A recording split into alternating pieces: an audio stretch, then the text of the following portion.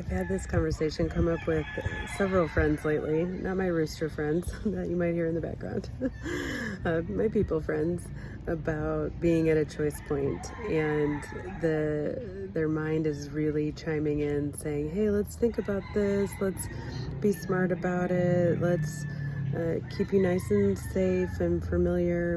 And if you do that, if you work hard enough, if you save enough, if you think through this, if you plan, then eventually you'll have the resources you need to follow your heart, to pursue your passion, to pursue your purpose. Like, let's just, let's think about it. Let's plan for it. And the challenge with that is there's always going to be more to do, more to know, more to feel, more to organize, more to figure out when you're coming from that safe space in the mind.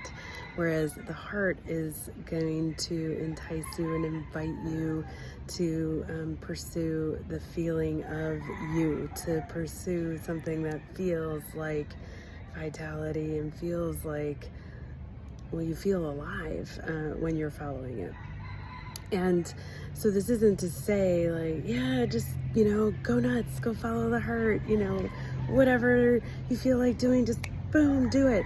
Not even saying that. All I'm saying is get used to listening to the different voices and noticing, is this coming from my mind? Is it coming from a place that is really trying to keep me safe and protect me? Or is it coming from a place that feels so aligned with who I am and what I feel called to do, what I feel drawn towards? The thing you feel drawn towards, you feel that because it's already this vibration, this frequency that's out there, and it's calling you to it, and you feel that, and you want to say yes, but it can feel a little scary or unknown. And again, the mind will jump in and say, well, let's figure out how, and let's just like figure out all the details, and it can make a great case to make you feel like, well, yeah, that would be like really smart because this is my dream, this is my purpose on the line, so I want to make sure that I've got everything I need to go for it. So yeah, I'm going to be really smart about this. And again, not to say like, no, be really dumb about it, be careless or carefree with it. I'm not saying that. I'm just saying get used to the voices, get to know these voices, and look at the motive of the voice. Look at the way it's trying to keep you safe and protected, the way it's trying to encourage you to thrive or to trust. And the heart and the mind can talk together. They do not always have to be in opposition. Like, we don't have to go and destroy or kill the ego. We just need to like help it level up with us, and we can do that by first discerning when it is kind of talking out of turn, really trying to keep us safe, but in turn like keeping us in a really old, familiar, same old space.